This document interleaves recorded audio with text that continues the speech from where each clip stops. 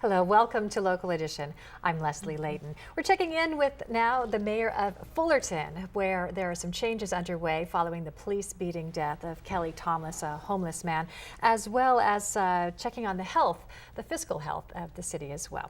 I'd like to introduce Mayor Sharon Quirk-Silva. Well, good afternoon. It's a pleasure to be here. And Fullerton, as far as how we are doing, as far as our health of our city, we're balancing our budget. We now have a 10% reserve, which has been a reserve that we've been very carefully watching.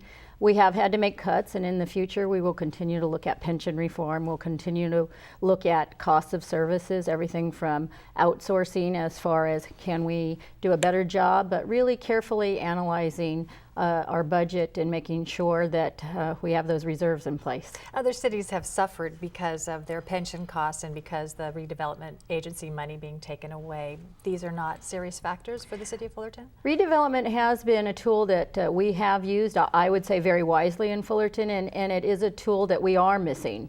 I think every city is grappling with how we move forward without that tool.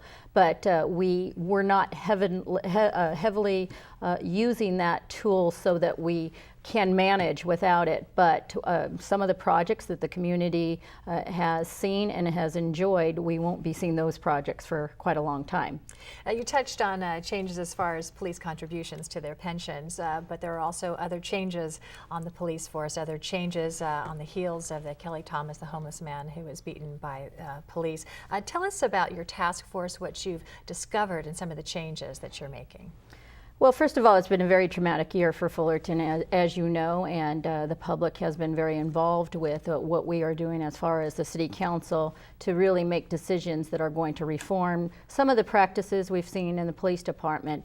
One of those practices was really to look at our issues, not only in the sense of the police brutality issue, but also in the sense of a homeless and mentally ill scenarios. And we set up a homeless task force, which has met for close to a year and came back with recommendations that the council accepted.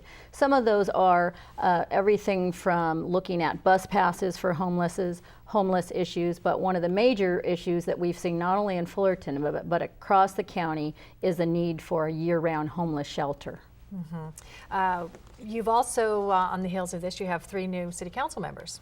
We do, and we welcome them and wish them good luck as elected officials, but the public spoke pretty much 2-to-1 that they wanted to see new faces on our council, and with that comes responsibility, and we know that some of these issues as far as homelessness, mental health issues, and balancing budgets are going to be a heavy weight that they're going to need to help be part of the solution, and I know that by working together we're going to be able to take constructive steps. Yeah, homelessness is a huge social issue, so it's difficult for society to deal with, let alone a city.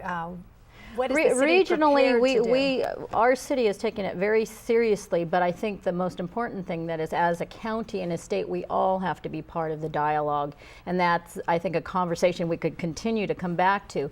But the truth is that we all in each one of our cities see homeless, and if nothing else, the tragedy of the Kelly Thomas has brought some awareness to the seriousness of this issue, and I think it's really something that we all need to look individually about what we can do as individuals, but also, of course, at the state, local, and federal level. What specific changes has it brought to the police department?